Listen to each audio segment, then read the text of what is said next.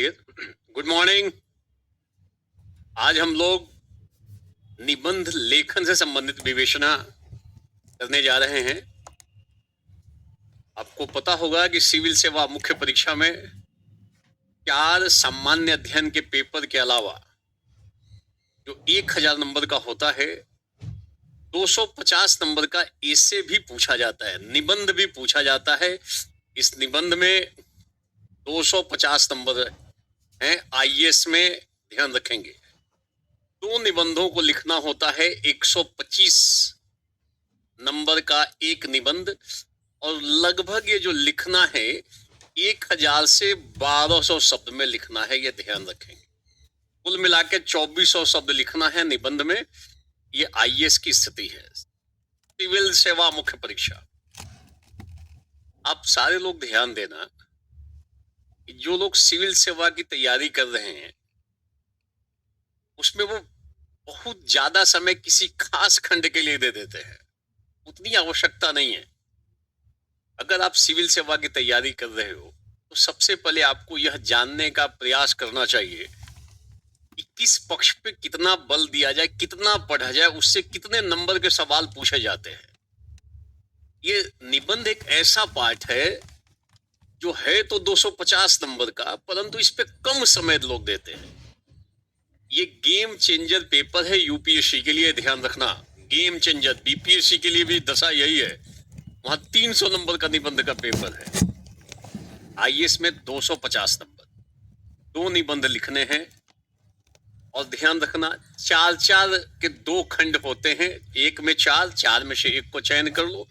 फिर खंड ब के भी, सेक्शन बी से भी 4 होंगे, 4 में से एक। कुल मिलाकर 2 निबंध लिखना है, टोटल 8 निबंध आएंगे। प्रत्येक निबंध 125 नंबर का होगा। 1000 से 1200 शब्दों में एक निबंध लिखना है। आप सबको ये दिमाग में रखना है। निबंध लेखन की, निबंध की तैयारी किसी एक दिन पढ़ के, 2 दिन पढ़ के नहीं होती है। हमेशा थोड़ा थोड़ा लेखन का अभ्यास करते रहो। प्रयास आप यह कर सकते हो कि हफ्ते में एक दिन, एक हाफ आप निबंध के लिए रख दो, अगर आप सिविल सेवा की तैयारी कर रहे हो तो। क्योंकि ये क्लास भी सिविल सेवा उन्हीं लोगों के लिए है जो लोग आईएएस की तैयारी कर रहे हैं, आईपीएस बनना चाहते हैं कि हम एसपी बन जाए और डीएम बन जाए। तो उनको इसके लिए विशेष प्रयास करना चाहिए निबंध के लिए, ये ध्यान रखो। कई लोग ऐसे होते हैं जो कहते हैं बिना मैंने तैयारी के लिख दिया निबंध और नंबर भी आ गए। ऐसा कुछ लोगों के साथ, एक्सेप्शनल केस के साथ संभव है, जिनको शुरू से ही कॉलेज लाइफ से, स्कूल लाइफ से ही कविता लिखना, उपन्यास पढ़ना या कहानी लिखने की आदत पड़ी हो, तो उन लोगों के लिए ठीक हो सकता है। सब कुछ ठीक है, ओके है, कोई दिक्कत नहीं है। ऑडियो वीडियो क्लियर है? एक बार लिख के जरा आप लोग बता दें।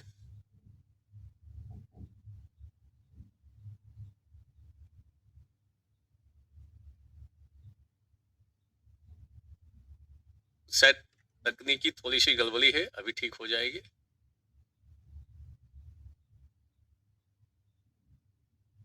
तकनीकी गड़बड़ी नहीं, कठिनाई है। Is it clear?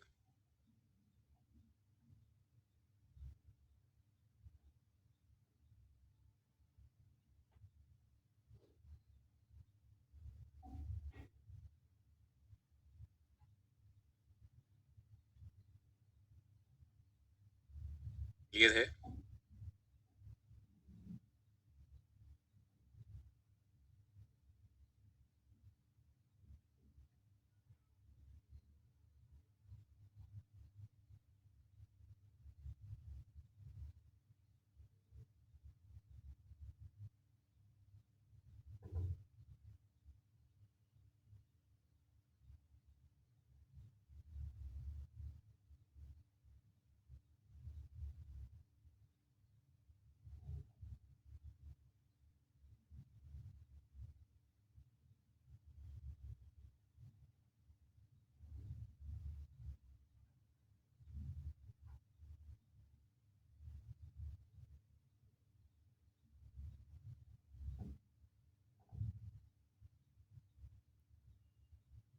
Correct, ready.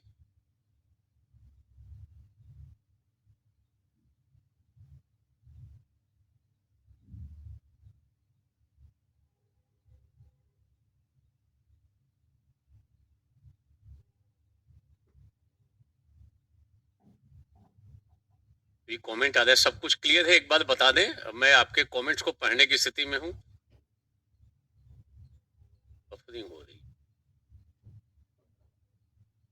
अभी बता दें सब कुछ क्लियर है?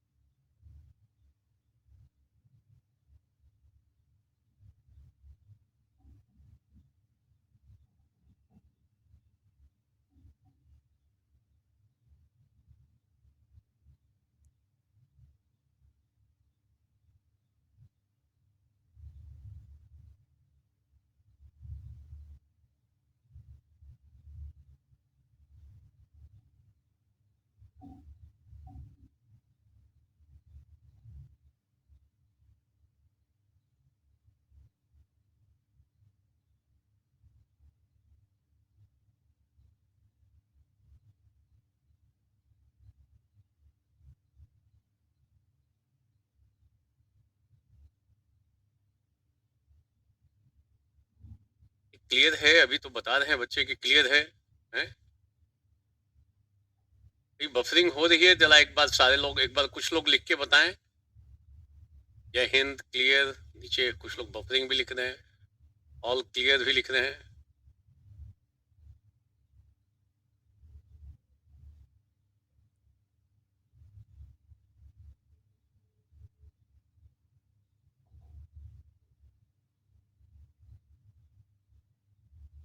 कभी कभी जीवन में भी चलते चलते बाधाएं आ जाती है।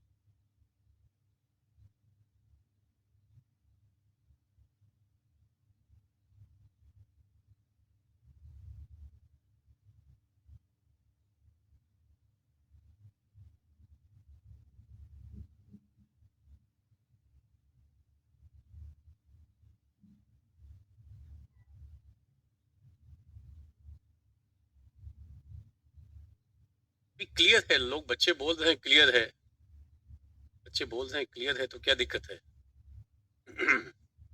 थोड़ा वेट कर लें, अभी क्लास को हम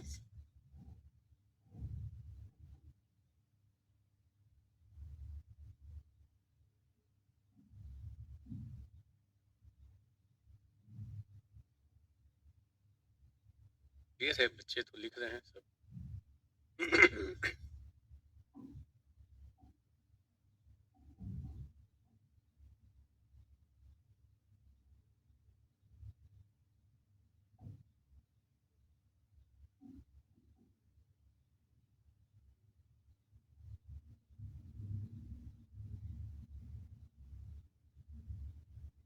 बफरिंग भी लिख रहे हैं कुछ बच्चे कि ब्लैक आ रहा है, ब्लैक हो रहा है।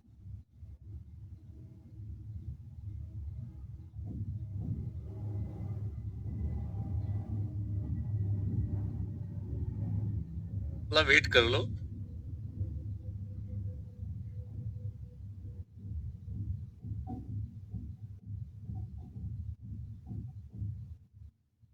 और ऐसे मोमेंट को भी आनंद लो, बीपी मत बढ़ाओ अपना, इसको भी इंजॉय कर सकते हो। थोड़ी सी अपनी मनोवृत्ति बदलोगे तो ये जो अभी कठिनाई आ रही है इसमें भी आनंद ले सकते हो। डिपेंड करता है, या फिर इस कठिनाई में वास्तव में कठिनाई फील करने लगोगे।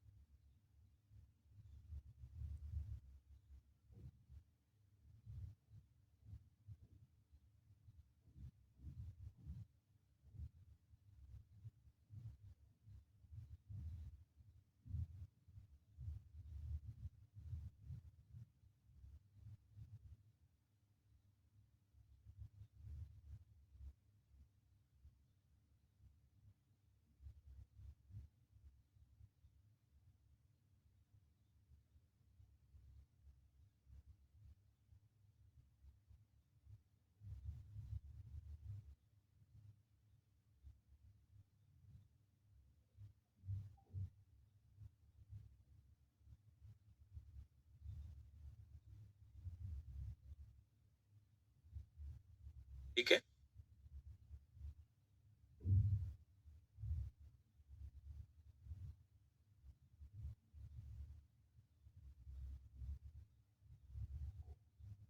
कुछ लोग ब्लैक लिख रहे हैं, कुछ लोग क्लियर भी लिख रहे हैं, कुछ लोग बफरिंग हो रही है ऐसा लिख रहे हैं।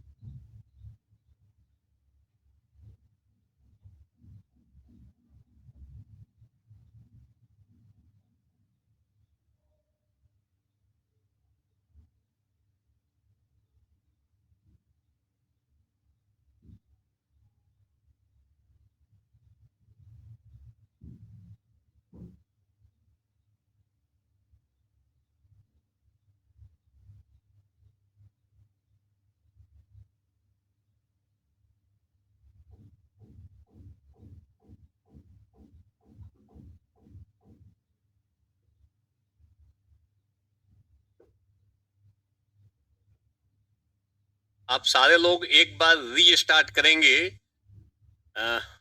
ऐसे रिफ्रेश हो जाएगा। तो जितने लोग आप लोग अभी निबंध के इस कक्षा को आप सुन रहे हो और देख रहे हो, एक बार री स्टार्ट कर लेंगे अपने जो भी आपके पास टैब हो, मोबाइल हो, उसको एक बार री स्टार्ट कर लें तो करेक्ट हो जाएगा। अभी ये सूचना आई है कि फिर से उसको री स्टार्ट करें। कभी कभी जीवन को री स्टार्ट भी करना पड़ता है, जीवन में भी जरूरत होती है। कई बार लोग शिथिल हो जाते हैं, फिर से उनको बल लगाना पड़ता है। तो अभी फिर से एक बार री स्टार्ट करें सारे लोग। तो जो ये आ रहा है ब्लैक स्क्रीन और बफरिंग, वो दूर हो जाएगी।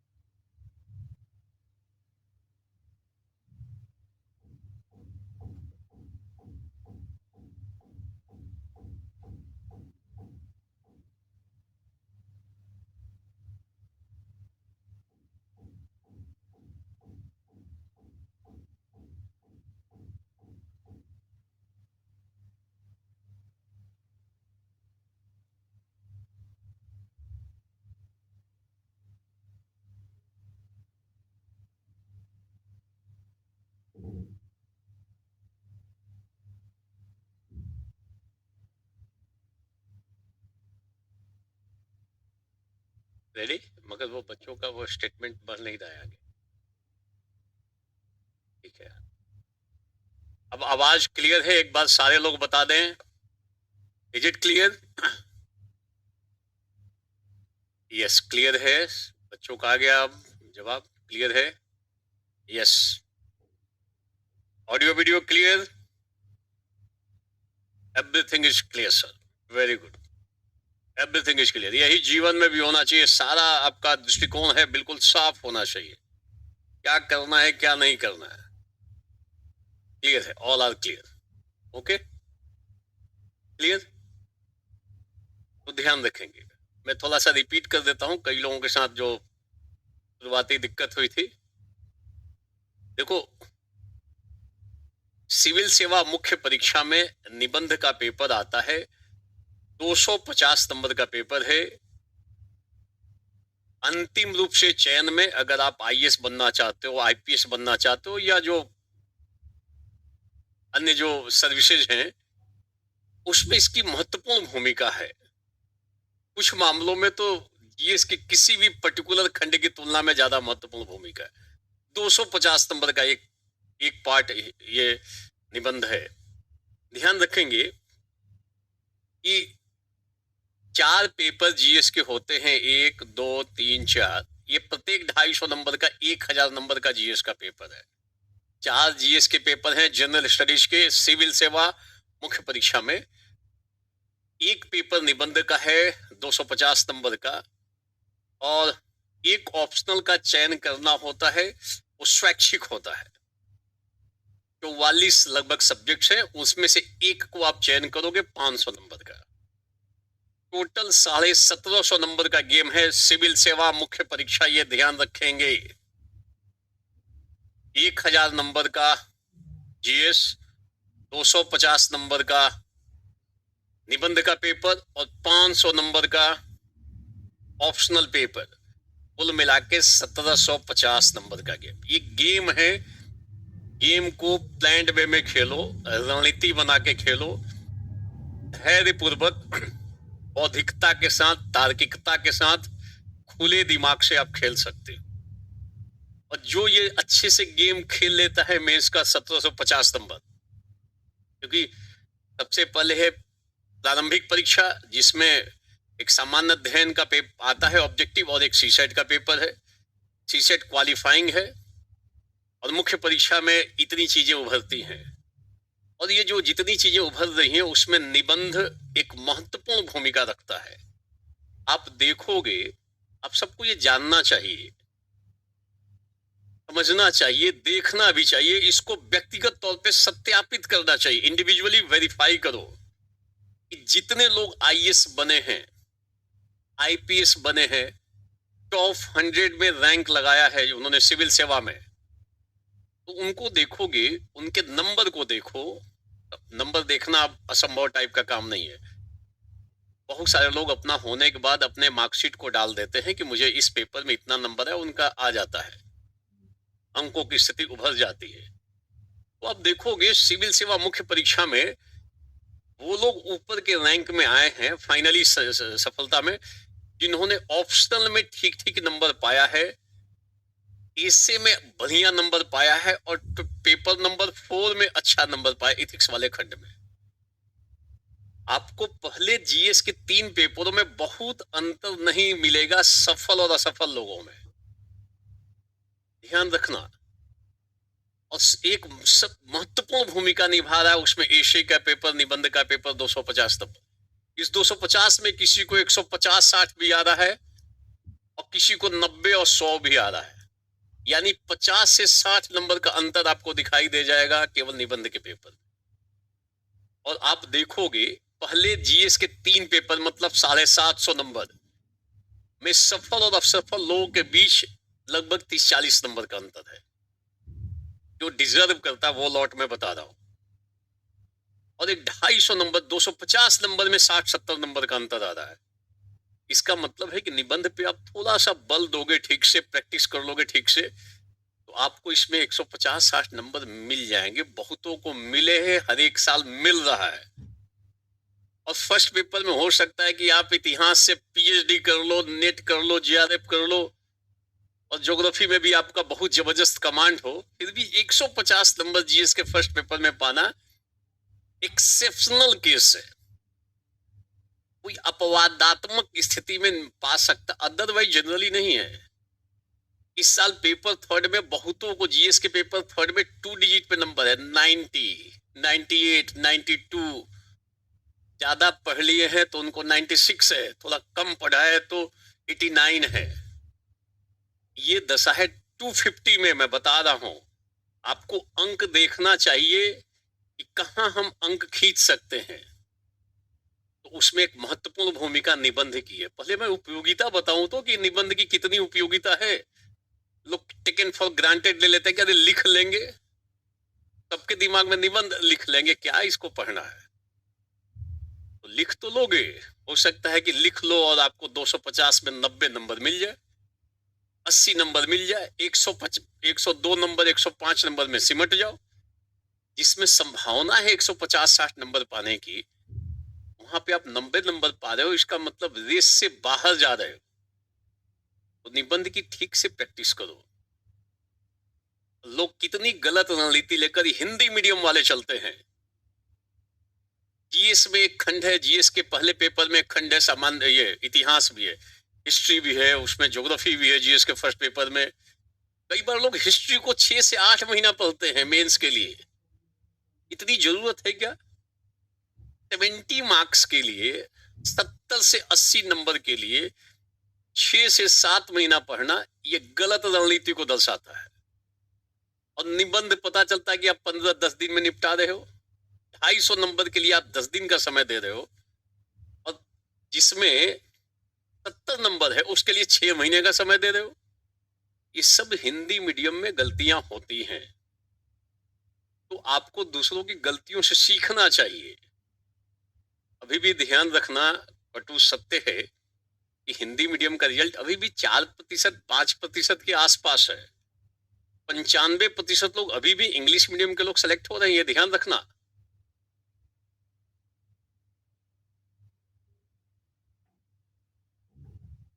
ठीक है, अभी क्लियर है? जरा एक बार फिर से बोलो सारे लोग।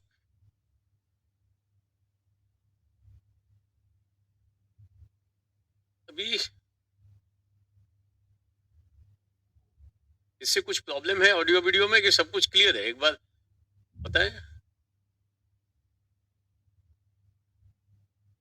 आप समझो कि जब ये लाइव होता है तो इसके पीछे कई लोग लगे रहते हैं।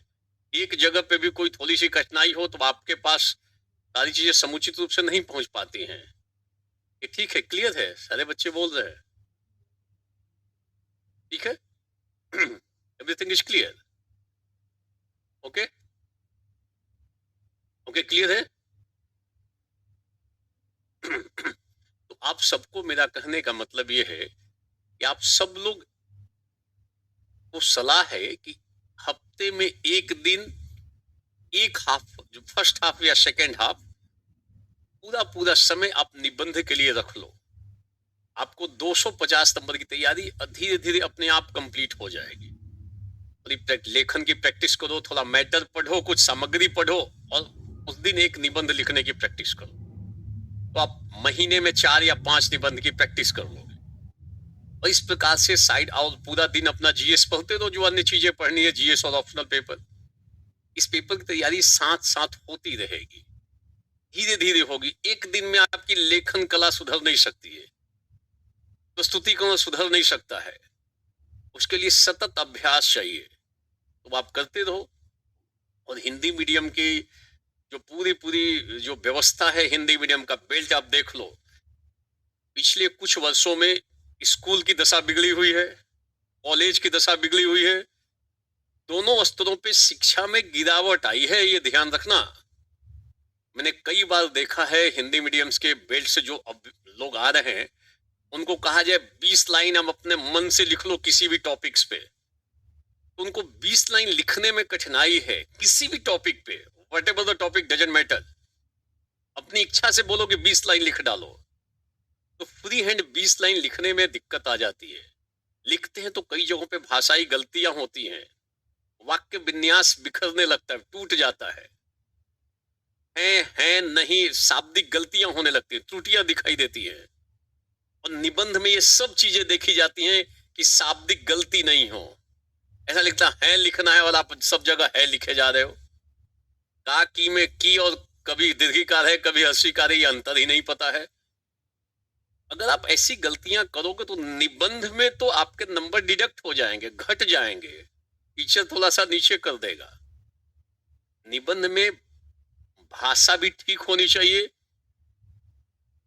प्रभावपूर्ण होनी चाहिए, शाब्दिक गलती भी नहीं होनी चाहिए। जीएस में अगर आप कहीं कहीं पे हर्षिकार दीर्घिकार की गलती करते हो, है इस टाइप की गलती करते हो, क्षम्य है, टीचर उसको हो सकता है इग्नोर कर दे, संभव है। मगर निबंध में अगर आप भाषाई गलती करते हो, कोई भी ग्रामेटिकल मिस्टेक करते हो, तो वहां पे नंबर डिडक्ट होगा। तो आपके लेखन शैली ठीक होनी चाहिए, भाषा समृद्ध, भाषा ठीक ठीक हो, प्रवाहमय हो, कोई शाब्दिक त्रुटि ना हो, ये आपको प्रयास करना चाहिए। और निबंध में अगर ऐसी प्रैक्टिस कर रहे हो, अपने लेखन को सुधार रहे हो, तो इसका प्रभाव आपका जीएस के अन्य पेपर, जीएस पे पड़ेगा, ऑप्शनल पे भी पड़ेगा। तो इसके लिए थोड़ा समय दो। आप इसको मान के मत चलो कि लिख लेंगे और पता चला कि 70 नंबर के लिए 6 महीने का समय दे रहे हो और यहाँ पे 250 नंबर को 10 दिन में निपटा रहे हो। इतनी बड़ी ये रणनीतिक भूल होगी, और ये भूल मास लेवल पे हिंदी मीडियम के लोग कर रहे हैं। दशा कहां पे चली गई है? 4 से 5% पे। 2017-18 में तो 3% था, ये दशा थी। देखो, सच्चाई को सुनने का साहस भी होना चाहिए। पीछे तो अभी इस बार छोड़ दो, तो पीछे तो कभी कभी ऐसा रहा कि टॉप 300 में एक भी हिंदी मीडियम नहीं आ पाया। टॉप 300 एक भी हिंदी मीडियम का स्टूडेंट नहीं रहा पीछे 2 साल पहले।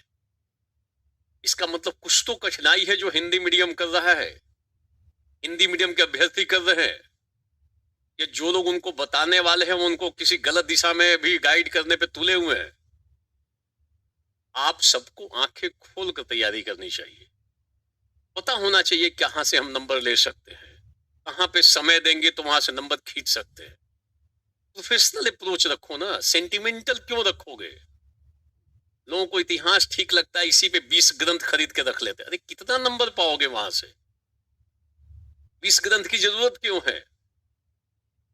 जो यहाँ पे जुड़े हुए लोग हैं, अच्छे प्रामाणिक लोग हैं, उनका सानिध्य, उनका अगर आपको मिल रहा है तो पर्याप्त है। और यहाँ पे सब लोग इस चीज को लेकर सतर्क हैं, उन चीजों को लेके चलो आप, क्या दिक्कत है? कई लोग फील्ड में उतर जाते हैं, घर से निकलते हैं और पता चलता है कि नहीं, हम मुझे आईएएस की तैयारी करनी है, और तुरंत कोचिंग में सम्मिलित हो जाते हैं 2-2.5 लाख 3 लाख देकर। उनको लगता है कोचिंग वाले घोल बना के पिला देंगे। भले अपनी बुद्धि तो थोड़ा समझ लो, अपनी बुद्धि से कहाँ कितना कितना समय देना है, एनालिसिस करो। जिस फील्ड में इंटर करने जा रहे हो ना, उस फील्ड की बारीकियों को जानना चाहिए। और बिना बारीकियों को, तमाम पक्षों को जाने बिना प्रवेश कर जाओगे तो फिर तो हो सकता है कठिनाई पैदा कर लोगे। तो जो मैं बता रहा हूं उसको पालन करो, पालन करोगे फायदा होगा। और आप पहले ऐसे शख्स नहीं हो जब मैं बता रहा हूं, बहुत लोग अलग अलग स्तर पे हो चुके हैं, बढ़िया परफॉर्म कर रहे हैं सिविल वहां पे जाकर अधिकारी बनकर। क्लियर है? तो 250 नंबर, इसमें 150-60 नंबर पाने की भरपूर संभावना। थोड़ा सा प्रयास कर लोगे 150-60, और जितने लोग ऊपर का रैंक पाए हैं, टॉप 100 में आए हैं, तब में देखोगे ऐसा नहीं कि उनको जीएस के फर्स्ट पेपर में बहुत अच्छा नंबर मिल गया इसलिए आए, वो ऊपर के रैंक में आ गए हैं। हो सकता है सबको लगभग बराबर हो, थोड़ा बहुत अंतर के साथ, पर निबंध में पता चलेगा सबको अच्छा नंबर आया है, लगभग सबको अच्छा नंबर है। उनकी सफलता में इसकी महत्वपूर्ण भूमिका रही है, निर्णायक भूमिका रही है। निबंध को ठीक से करो। कई लोग केवल निबंध में 70-75 नंबर पाके रेस से बाहर हो जाते हैं, नीचे के रैंक पे चले जाते हैं। आपको करना चाहिए, पहले मैं प्रासंगिकता बता रहा हूं, फिर तो बताऊंगा ना कि ऐसे में कैसे क्या करना चाहिए। ये कुछ जानकारी है जो आपके, आप जब निबंध का पेपर देखोगे तो उसमें ये रहता है। ध्यान देना, अभी जो यूपीएससी का पेपर देखोगे निबंध का, उसमें कोई इंस्ट्रक्शन एज सच नहीं आता है। ये कुछ साल पहले, इसमें से 14 से पहले ऐसा इंस्ट्रक्शन यूपीएससी देती थी। निबंध का जब पेपर आता था तो यूपीएससी के द्वारा निबंध के पेपर पे 4 लाइन का अनुदेश छपा हुआ था। अब नहीं छपता है, ध्यान रखना। अभी क्या छपता है? अभी जो आप निबंध का पेपर देखोगे तो ये चीजें आती है। प्रश्नों को उत्तर निम्नलिखित अनुदेशों को ध्यान में रख कर दीजिए। भाई आप जिस भाषा में उसी में लिखना है, कुछ ऐसी ऐसी बातें हैं। प्राधिकृत माध्यम में निबंध लिखना आवश्यक है। 2 निबंध है, आपको 1000 से 1200 शब्दों में लिखना है, आदि आदि। केवल यही सूचना है। अनुदेश सिर्फ इस बात को लेकर है कि आपको 1000 से 1200 शब्दों में एक निबंध को लिखना है, कुल मिलाकर 2 लिखना है। बट थोड़ा ध्यान देना, 2014 से पहले यूपीएससी, संघ लोक सेवा आयोग के द्वारा खुद ही यह अनुदेश दिया जाता था कि निबंध लिखते समय आप इन बातों को ध्यान में रखिए। तो जो बातें आज से कुछ वर्ष पहले यूपीएससी खुद बताती थी निबंध के बारे में, वो बातें आज भी उतनी ही प्रासंगिक हैं, रिलेवेंट हैं। तो मैंने उस चीज को उठा के एक जगह रख रखा है। आप देखो कि निबंध लिखते वक्त किन बातों को ध्यान में रखना चाहिए। ये यूपीएससी के द्वारा निर्देश दिया जाता था, ध्यान रखना। अनुदेश, इंस्ट्रक्शंस लिखा गया था कि जो परीक्षक होंगे, ध्यान देना, परीक्षक, एग्जामिनर होंगे, जो आपकी कॉपी को एग्जामिन करेंगे, जो आपकी कॉपी का परीक्षण करेंगे, चेक करेंगे, जो आपकी निबंध वाली कॉपी को, वो किन बातों पर ध्यान देंगे अगर आपकी कॉपी को जब परीक्षण करेंगे तो किन किन बातों पर ध्यान देंगे देखना। उम्मीदवार की विषय वस्तु की पकड़ पर ध्यान देंगे कि आप जिस विषय वस्तु को लिख रहे हो, जो निबंध लिख रहे हो, उस पर कितनी आपकी अच्छी सी पकड़ है। आप उसके सारे पक्षों से परिचित हो कि नहीं हो, आपको उसकी अच्छी समझ है कि नहीं है। इस पे जो परीक्षक होंगे वो ध्यान देंगे। ध्यान देना, परीक्षक विशेष ध्यान देंगे। ये मेरी तरफ से नहीं कहा गया है, यूपीएससी के द्वारा। ध्यान रखना इस बात को, इसमें सारा साल छुपा हुआ है। लिखते वक्त किन किन बातों को ध्यान में रखना चाहिए निबंध, ये अनुदेश है। Is it clear? तो विषय वस्तु की पकड़, कितनी अच्छी समझ है। मान लो कोई सवाल आता है, जैसे पिछली बार सवाल आया, पर मरम्मत करने का समय तब होता है जब सूर्य चमक रहा हो। निबंध आ गया, पर मरम्मत करने का समय तब आता है जब सूर्य चमक रहा हो। और पता चलता है कि आपको इसका अर्थ ही नहीं, जब सूर्य चमक रहा हो आपको इसका आशय ही नहीं समझ में आ रहा है। जब नहीं समझ में आ रहा है, इसका मतलब विषय वस्तु की आपकी पकड़ नहीं बन पा रही है, समझ ही नहीं पा रहे हो कि चाहता है क्या कहना। तो फिर आप दूसरे निबंध में जाओ। इसका मतलब इस विषय वस्तु को लिखोगे तो कठिनाई है। जो सवाल पूछा गया उसका भाव तो समझ में आ जाए। लिंग समानता, चुनौतियां और समाधान, और आपको लिंग समानता का मतलब ही ना पता हो कि लिंग समानता बोलते किसे हैं, फिर तो फंसोगे। इसका मतलब विषय वस्तु पे आपकी पकड़ ठीक नहीं है। आप कोई हो सकता है दूसरे विषय को अच्छे से लिख दो, बोलो, तो आप उस निबंध का चयन करोगे जिस निबंध पे आपकी पकड़ ठीक हो, जिसकी आपकी अच्छी से समझ हो गई हो, जिसके विभिन्न पक्षों को आपको पता हो। तो आप लिखोगे तो परीक्षक उस पर विशेष ध्यान देंगे। ध्यान देना बहुत ही महत्वपूर्ण बात है, इसको दिमाग में गांठ बांध लो आप। ये चीजों को ध्यान में रखना चाहिए निबंध लिखते वक्त। दूसरी बात, चुने गए विषय के साथ प्रासंगिकता। ध्यान देना, ये दूसरी बात है, प्रासंगिकता। जो भी आप लिख रहे हो वो लेखन जो है ना, जो विषय पूछा गया निबंध, उसके साथ प्रासंगिक होना चाहिए।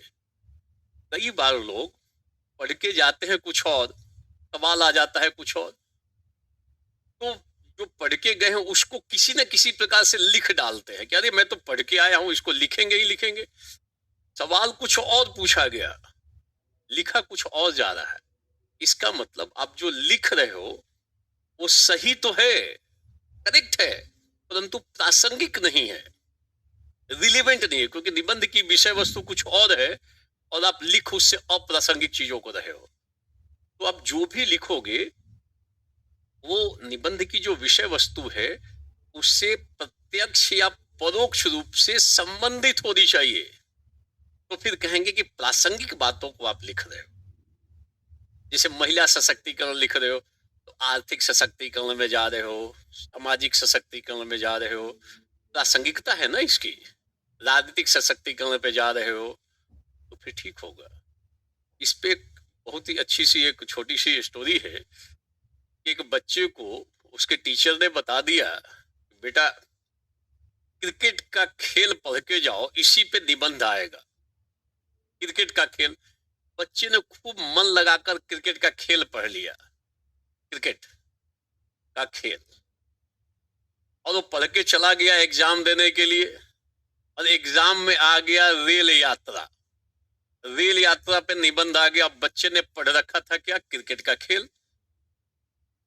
अब उसको लगा कि अब तो फंस गए हम, पढ़ा कुछ और था, सवाल आ गया किसी अन्य विषय वस्तु पे, आ गए रेल यात्रा पे। तो पहले 2-4 मिनट सोचा, अब उसके पास तो रेल यात्रा तो पढ़ा ही नहीं था बिल्कुल। अब वो कैसे अप्रासंगिक क्रिकेट के खेल को रेल यात्रा में ऐड कर देता है, किसी भी तरीके से। अब उसने लिखा कि रेल यात्रा की शुरुआत हुई, हम लोग स्टेशन से ट्रेन में सवार हुए, रेल चल पड़ी गंतव्य स्थान की तरफ। रास्ते में ट्रेन रेल जो है उसका इंजन फेल हो गया, फेल हुआ तो बगल में क्रिकेट का मैदान था, हम सारे लोग वहां पे पहुंच गए क्रिकेट के मैदान में और क्रिकेट का खेल शुरू कर दिया। अब पूरे क्रिकेट का खेल का पूरा वर्णन कर दिया उसने और फिर बोला 2 घंटे के बाद ट्रेन का इंजन फिर से ठीक हो गया, हम लोग फिर से ट्रेन में सवार हो गए, रेल अपने गंतव्य की ओर बढ़ पड़ी। तो देखो, है रेल यात्रा, मगर पढ़ के जो गया उसको किसी न किसी प्रकार से इंसर्ट करना चाहता है। तो कई बार लोग पाबंद उसमें होता है ना, अच्छे अच्छे कपड़े छोटे छोटे टुकड़े हैं उसको पाबंद बना देते हैं। ये ऐसा कर लेते हैं कि पता चलता है कि कोई तारतम्यता नहीं है, कोई आपस में तालमेल नहीं है, उसको उठा उठा के आप डाले जा रहे हो।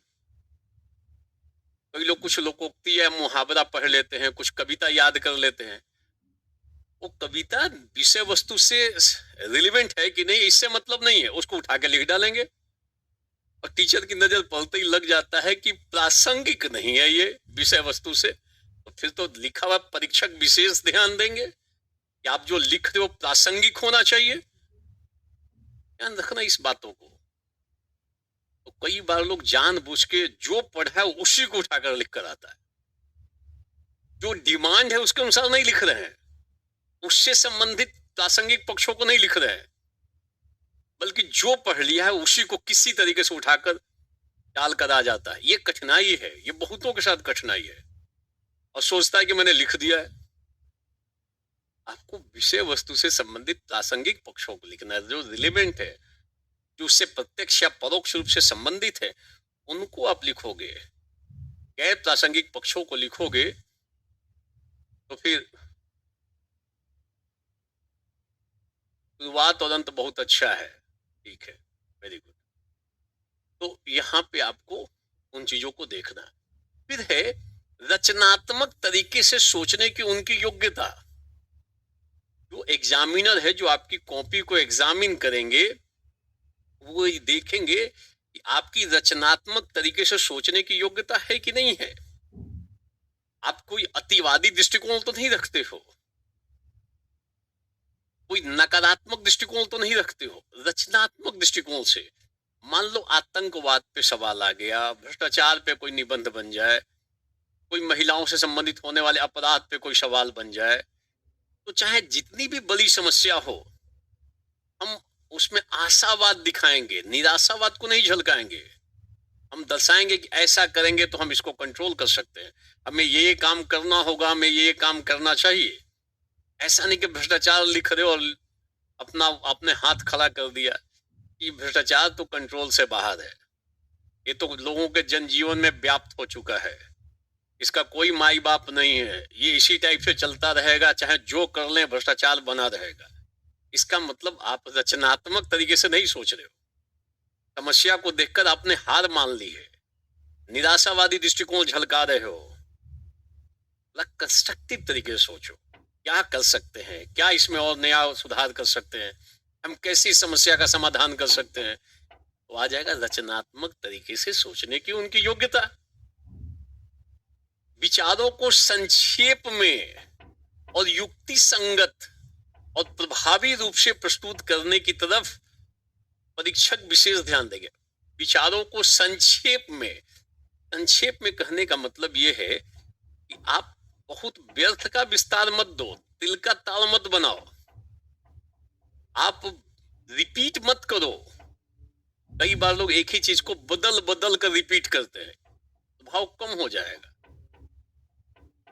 लिखा हुआ है संक्षेप में, युक्ति संगत रूप से। अब देखो कितना ये इंपॉर्टेंट टर्म है, युक्ति संगत, ध्यान देना।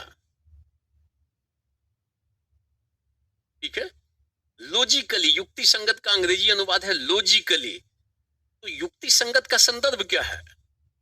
जब आप लॉजिकली लिखते हो, लॉजिकली लिखना बड़ा कठिन काम, आसान काम नहीं है। कई बार लोग ऐसे लिखते चले जाते हैं, उसमें कोई लॉजिकल प्रेजेंटेशन नहीं होता है। युक्ति संगत का मतलब है आप जो बात कोई कह रहे हो तो उसको कुछ चीजों से सपोर्ट करो, या फिर कुछ चीजों के आधार पे आप एक बड़ा सा निष्कर्ष निकालो। या तो इंडक्टिव तरीके से चल रहे हो, आगमनात्मक तरीका अपना रहे हो, या निगमनात्मक तरीका अपना रहे हो? ध्यान रखना, लॉजिक दो type, inductive logic, deductive logic. तो मान लो आपने कोई बात कही, तो सवाल उत्पन्न होता है किस आधार पे? आपने सपोर्ट करना शुरू किया, एक तरीका तो ये हुआ। या जो बात आप कह रहे हो पहले आपने खूब साक्ष्य दे दिया, फिर कहा कि इस आधार पे हम ऐसा कह सकते हैं, तो ये हो गया लॉजिकल तरीके से। और आप ऐसे ही मनमाने तरीके से लिखते जाओगे जिसका कोई आधार नहीं हो, तो फिर कहा जाएगा आप लॉजिकल, आपका प्रेजेंटेशन नहीं है, हवा में आप बातें कर रहे हो। ध्यान रखना कितनी महत्वपूर्ण बात है, लॉजिकल तरीके से लिखना है, लॉजिकली प्रस्तुत करना है, और ऐसा खूब हमको करना चाहिए, करते हैं। ध्यान रखना आप, तो आप बड़े वर्ग से नीचे की तरफ उतरो या छोटी छोटी बातें करते हुए बड़ी बात को लिखो। फिर लिखा हुआ प्रभावी तरीके से लिखिए। अब प्रभावी तरीके से कैसे लिखोगे? अच्छे लोगों का कुछ स्टेटमेंट याद कर लो, कुछ लोकोक्तियां याद कर लो, कुछ कविताएं याद कर लो, कुछ शेरो शायरी, दोहा और चौपाई याद कर लो। जब उन दोहों को लिखते हो, कबीर के दोहे, कुछ आप तुलसीदास की चौपाई भी लिख सकते हो, कुछ कविता लिख सकते हो, किसी के अच्छे विचारक का स्टेटमेंट कोट कर सकते हो। तो ऐसा करने से आपके निबंध की प्रभावशालीता बढ़ जाती है। ऐसा छोटी सी कहानी लिख सकते हो। तो इन सबको लिखने से प्रभाव बढ़ता है निबंध का, निबंध ज्यादा इफेक्टिव हो जाता है। क्लियर? ज्यादा इफेक्टिव हो जाता, और इसकी तरफ परीक्षक विशेष ध्यान देंगे। ये दो लाइन को ठीक से सोच लो आप, निबंध लिखते वक्त इसकी महत्वपूर्ण भूमिका है। तो आप, ये जो निर्देश था, अब यूपीएससी ने तो हटा दिया। मैंने उसको उस समय से ही, शुरू से ही मैं इसको डिस्कस करता था। ऐसा नहीं कि अब इसकी प्रासंगिकता खत्म हो गई, अभी भी उतना ही प्रासंगिक है निर्देश। यूपीएससी ने भले हटा दिया हो, बट पहले वो जो बोल चुकी है, आज भी उसकी महत्ता है। तो आप इसको ध्यान से देखना। मैं छोटा सा एक बुकलेट देता हूं निबंध लेखन पे, 10-15 पेज, 10 पेज के आसपास में। उसको बारीकी से पढ़ लो, एक बार, दो बार, 3 बार पढ़ लो।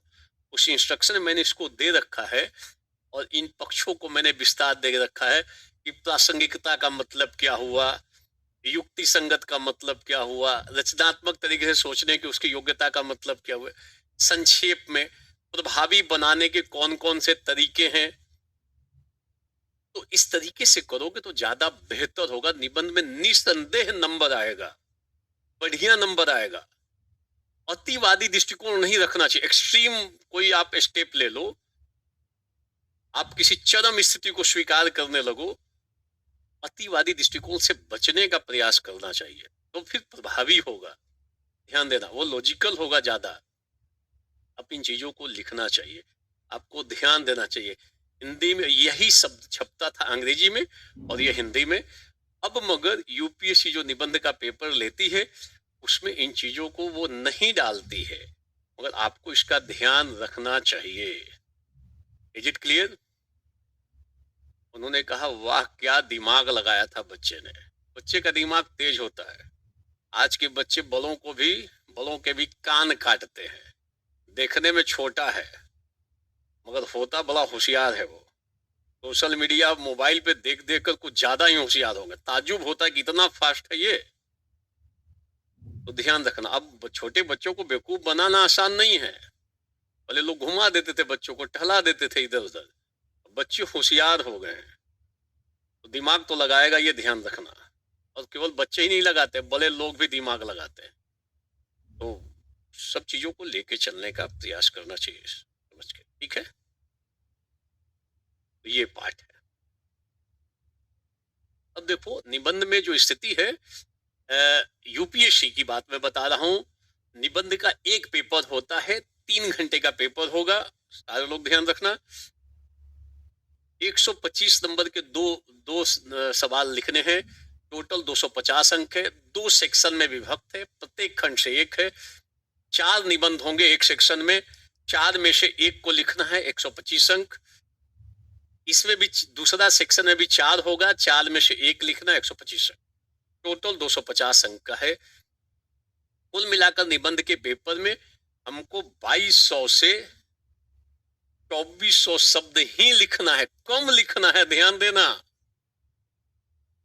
अगर आप यूपीएससी का पेपर देखो, कई लोग 2-2, 3-3 साल से दिल्ली में पढ़े, मैं भी अभी दिल्ली से जो ये क्लास ले रहा हूँ, दिल्ली में मुखर्जी नगर से क्लास ले रहा हूँ, जो हिंदी मीडियम का गढ़ माना जाता है, मैं वहीं से ये क्लास ले रहा हूँ।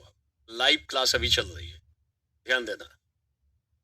तो आपको ध्यान रखना चाहिए कि जो यूपीएससी के पहले जो 4 पेपर हैं जीएस के, GS1, GS2, GS3 और GS4 का पेपर, जो सामान्य अध्ययन के पेपर है, इसमें पहले पेपर में लगभग 4000 शब्द लिखने हैं। 4000 words you have to right.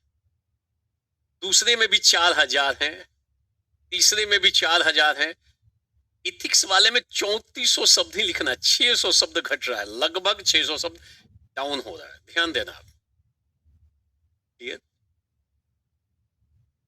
और निबंध में जा रहे हो तो मैक्सिमम और 1000 और डाउन हो रहा है। इसका मतलब है कि आपको खूब सोच सोच कर लिखने का यहाँ परमिशन है। निबंध एक ऐसा पेपर है कि कलम उठाओगे और धड़ल्ले से लिख डालोगे पूरा पूरा, ऐसा नहीं होता है। निबंध लिख रहे हो, कभी 2 पैरा लिखे हो वहां, उसके बाद 1 मिनट का विराम हो गया, सोच रहे हो अच्छा ठीक है इधर में कर लेंगे, फिर शुरू है, फिर थोड़ा कभी बीच में थोड़ा रुका हुआ है, फिर आप दिमाग लगा रहे, फिर आगे बढ़ रहे हो। तो बीच बीच में कलम थोड़ा रुकता है, सोचना पड़ता है, सोच सोच के लिखना पड़ता है। और शुरुआत में ही 15 मिनट तो पता चलता है कि आप डिसीजन में कर रहे हो कि कौन सा निबंध लिखे, और उसका एक आप लास्ट में एक डायग्राम बना रहे हो, एक छोटा सा डायग्राम रफ खींच रहे हो कि मध्य भाग में मुझे ये लिखना चाहिए, आराम हम ऐसा कर सकते हैं, कंक्लूजन में ये करना चाहिए। एक रफ टाइप का पेज मिलता है, रफ वर्क मिलता है, सब करना पड़ता है। जीएस के फर्स्ट पेपर में रफ वर्क करने की जरूरत नहीं है कि पहले आप पिछले पेज पे जाके रफ वर्क करो फिर वहां से विस्तार दो। निबंध में रफ वर्क जरूर करो, पहले एक शॉर्ट में पॉइंट खींच लो, एक जगह इकट्ठा कर लो। इसीलिए तो 2400 शब्द ही कहा जा रहा है लिखो। फर्स्ट पेपर में आपको 4000 शब्द लिखने हैं, जहां थोड़ा सा आपने समय लिया सोचने में 2 मिनट 3 मिनट, फिर तो फंसोगे। जानते हुए भी 4000 शब्द नहीं लिख पाओगे। ध्यान रखना, ये छोटी छोटी बातें हैं। तैयारी करने वाले बहुतों को ये पता ही नहीं है। 2 साल से तैयारी कर रहे हैं, 2.5-3 लाख खर्च कर चुके हैं, बहुत भव्य तरीके से यहाँ पे उन्होंने अपनी व्यवस्था कर रखी है, बाइक भी है, घर में एसी भी लगा हुआ है। मगर पूछ लोगे पहले पेपर में कितने शब्द लिखने, उनको अता पता नहीं है, आज तक उसने जानने का प्रयास नहीं किया है। तो वैसे लोगों को बहुत समय लगेगा, आसान नहीं है इतना भी। जो लोग फील्ड में उतर रहे हैं, यूपीएससी के फील्ड में बहुत सारे प्रोफेशनल्स उतर रहे हैं, अपनी नौकरी को दांव पे लगा कर आते हैं, नौकरी छोड़ देते हैं। बीटेक है, एमबीए है, एमटेक है, डॉक्टर्स हैं, अच्छा खासा पैकेज छोड़ कर आ रहे हैं, बेचैन रहते हैं, उनके अंदर एकदम रहता आए हैं हिट करना है। और जब वो घुसते हैं तो पहले सब चीजें पता लगा लेते हैं, हाँ यहाँ पे इतना लिखना है, यहाँ से इतने नंबर आ रहे हैं। हिंदी मीडियम वालों को पता है, बहुत सारे लोगों को हिंदी मीडियम में, मैं सबकी बात नहीं कर रहा हूं, बट एक बड़ा सा वर्ग उसको एबीसी पता नहीं है, बस उतर गया है फील्ड में और बह रहा है। संयोग से किनारा मिला तो मिला, नहीं तो वो बंगाल की खाड़ी तक पहुंच जाएगा। ध्यान रखना, इसलिए मैं बोल रहा हूं कि आंख कान खोल के चलो, दूसरे की गलतियों से सीखो, अपने लाइफ को प्रयोगशाला मत बनाओ। और अगर जब यही नहीं पता है कितना शब्द लिखना है, तो उसकी तैयारी में कितना पेच होगा, कितना उसको दिक्कत होगी आगे में। तो फील्ड में केवल उतर जाने मात्र से सफलता तय नहीं होती है। आपका एक एक स्टेप नपा तुला होना चाहिए, सोच समझ के होना चाहिए, पता होना चाहिए कितना हमें लिखना है, उसी के हिसाब से आपको प्रैक्टिस करनी चाहिए, उसी के हिसाब से आपको समय भी आवंटित करना चाहिए। ऐसा नहीं कि 10 नंबर का आता है, 10 नंबर का इतिहास में आता है, वर्ल्ड हिस्ट्री पे सवाल आता है, कभी आता है कभी नहीं भी आता है। इस पे 50 क्लास हो जाता है, 100 घंटे लोग दे देते हैं। 50 दिन तक क्लास चलती है, ये जानबूझकर क्लास चलती है। जरूरत नहीं है या 50 दिन 10 नंबर के लिए वर्ल्ड हिस्ट्री पढ़ो, वो भी कभी आता है कभी नहीं आता है। ये सब मुखर्जी नगर 2.5-3 लाख वाले कोचिंग में चलता है।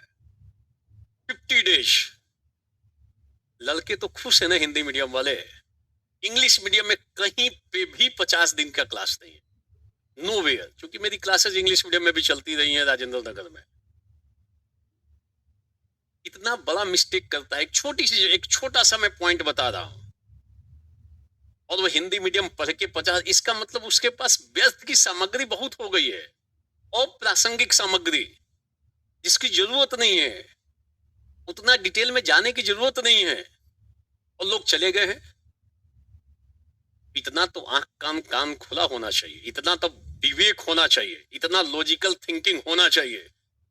और पता चलता है कि 250 नंबर का ये निबंध का पेपर, जितना आप वर्ल्ड हिस्ट्री देते हो उतना अगर समय आपने अगर दे दिया निबंध पे, जानदार पकड़ बना लोगे, जबरदस्त पकड़ बना लोगे। अगर 50 दिन पढ़ लो तो जितना आप 10 नंबर का देते हो समय, उतना शिफ्ट कर दो निबंध पे। और ये 10 नंबर भी आता है कभी नहीं आता है, और आ भी गया तो लिखना कठिन काम है, ये भी आप देख लेना। जो मैं बताऊं उसको व्यक्तिगत सत्यापन करना, इंडिविजुअल वेरिफिकेशन। और जब लग जाए कि बातें कही गई बातें सत्य है तो मान लेना, ऐसे मत मानो। क्वेश्चन बैंक निकालो, उसको प्रॉपर तरीके से गो थ्रू करो, और लग जाए कि सब कुछ ठीक है, नहीं बिल्कुल बात में ये फैक्ट है, ये सच्चाई है, तो फिर आप उसका अनुपालन करो। ध्यान रखना, जीवन को नहीं तो प्रयोगशाला बना लोगे। Is it clear? Is it clear? तो आपको ध्यान रखना चाहिए। तो आप ये ध्यान रखना, यहाँ 2400 शब्द के आसपास चलना है, और इसको लेकर ही आपको चलने का प्रयास करना चाहिए। अब ध्यान रखना कि मान लो आप एग्जामिनेशन हॉल में चले गए हो, और आपको निबंध का पेपर मिल गया, निबंध का पेपर मिल गया है। तो ये इधर में कोई कमेंट नहीं आ रहा है, एक सेगमेंट में एक में कमेंट आ रहा है, एक कमेंट एकदम स्टॉप है। ठीक है, मान लो कि निबंध का पेपर आपको मिल गया है, तो 2-3 चीजें आती हैं निबंध में कि आपको कौन सा निबंध चयन करना चाहिए, किस आधार पे करना चाहिए। ध्यान रखना, निबंध क्या होता है इसका मैंने विस्तार दे रखा है प्रिंटेड नोट्स में, कि शब्दों से खेल निबंध है, इसका उद्देश्य क्या होता है निबंध का। निबंध जो है ना, पूरे आपके व्यक्तित्व का परीक्षण कर लेता है। आप कितने अनुभव रखते हो, आपकी बातों में कितनी तार्किकता है, आपकी कितनी कल्पना शक्ति है, सबकी जांच निबंध के माध्यम से हो जाती है। कई बार प्रश्न उठता है कि जब जीएस का पेपर है ही तो निबंध को क्यों लाया गया है, क्यों ऐसा लाया गया निबंध को कि निबंध भी आ जाए।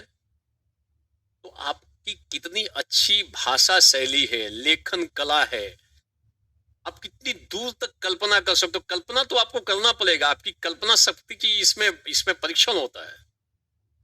बहुत दूर तक किसी चीज को जोड़ने का प्रयास करते, आप कितने तार्किक हो, आपकी सोच कितनी व्यवस्थित है। कई लोगों की सोच अव्यवस्थित है, वो फंस जाएंगे निबंध में। क्रमिक रूप से लिखने की आदत है, ये पहले दूसरा तीसरा चौथा, इस टाइप से आप आगे बढ़ते हो, ये सारी चीजें आती है। कुल मिलाकर आपकी पर्सनालिटी का मूल्यांकन हो जाता है निबंध में। तो निबंध के माध्यम से कुछ विशिष्ट बातों का परीक्षण होता है, ये ध्यान रखना। और निबंध जो है बहुत सारे इथिकल और फिलोसफिकल पूछे जा रहे हैं, तो आप विशेष तैयारी कर लो। और जो अगर निबंध आएगा अगर इथिकल और फिलोसफिकल छोड़ के, तो आप तो जो जीएस में पढ़े हो उसके बेस पे आप उसको दोहरा सकते हो, लिख सकते हो। मगर इथिकल और फिलोसफिकल ही ज्यादा बन रहे हैं। आईएएस में तो लगभग सभी इथिकल और फिलोसफिकल निबंध है, उनपे हम लोगों ने प्रैक्टिस कर रखी है। प्रैक्टिस मैंने स्पेशली प्रैक्टिस करा है। ये अपने साथ है कि मैं इथिक्स भी पढ़ाता हूँ और फिलॉसफी तो कई वर्षों का रहा है, कई वर्षों तक फिलॉसफी पढ़ाने का अनुभव रहा है।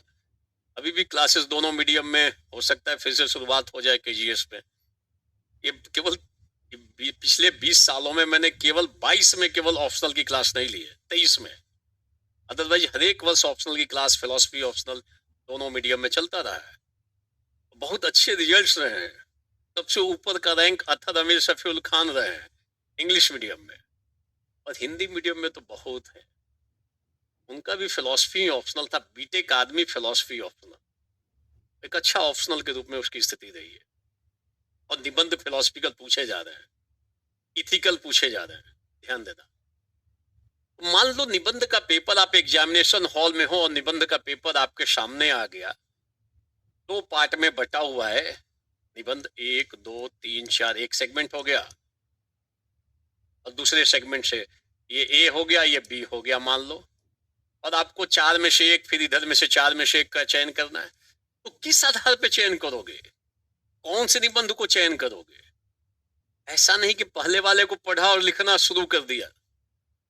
जब निबंध का पेपर मिले, ध्यान देना सारे लोग, हमारी बातों पे बारीकी से ध्यान देना। जब निबंध का पेपर मिल जाए या कहीं आप टेस्ट दे रहे हो, जैसे यहाँ पे टेस्ट दोगे, तो पहले सारे निबंधों को पढ़ो, चारों को पढ़ो, और फिर देखो कि जिस निबंध से संबंधित, जिस पे आपकी पकड़ बहुत अच्छी है, ध्यान देना, जिसका जिसका अर्थ बिल्कुल स्पष्ट हो रहा है, आपको उसको समझने में कोई दिक्कत नहीं हो रही है, उसके डिमांड को। जैसे मान लो पिछली बार एक सवाल पूछा आईएएस में, हम एक ही नदी में दोबारा स्नान नहीं कर सकते। अब कई लोगों को इसका मीनिंग ही नहीं समझ में आएगा कि एक ही नदी में दोबारा, वो कहेगा हम तो एक ही नदी में 20 बार स्नान किए हुए हैं। इसका मतलब आपको उसका मीनिंग, वास्तविक अर्थ संदर्भ समझ में नहीं आ रहा है, तो आप उस निबंध को मत लिखो। अगर आशय, उसका भावार्थ, उसका कॉन्टेक्चुअल मीनिंग, किस संदर्भ में बात कही गई है वो निबंध में, अगर वो संदर्भ नहीं पता चल रहा है, तो आप छोड़ो उस निबंध को। आपके पास और भी तो विकल्प हैं। आप दूसरा निबंध लिखो जिसका अर्थ, उसका भावार्थ, उसका इसकी ओर इंगित करता वो अर्थ बिल्कुल स्पष्ट हो। और अर्थ स्पष्ट होगा तभी तो आप आगे बढ़ोगे।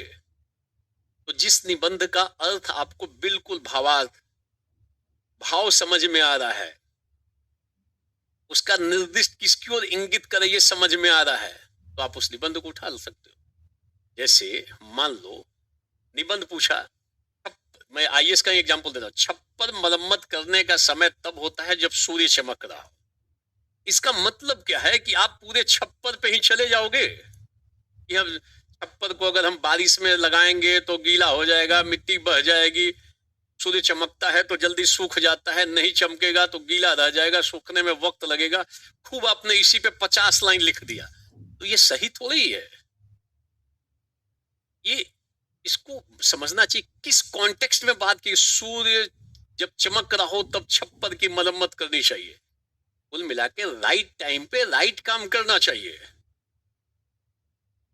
जब सूर्य चमक रहा है इसका मतलब समय ठीक है, उस समय ये काम करना सुटेबल होगा, तो हमें राइट टाइम पे राइट स्टेप लेना चाहिए, राइट काम करना चाहिए। बोलो, और उस भाव को लेकर चलोगे। एक तो इसका शाब्दिक अर्थ आपने ले लिया, छप्पर का मतलब वो छप्पर होता है जिससे मकान को या कुटिया को छाया जाता है, उसको ढका जाता है, ऊपर में जो छप्पर लगा के हम उस पर रूफ बना लेते हैं।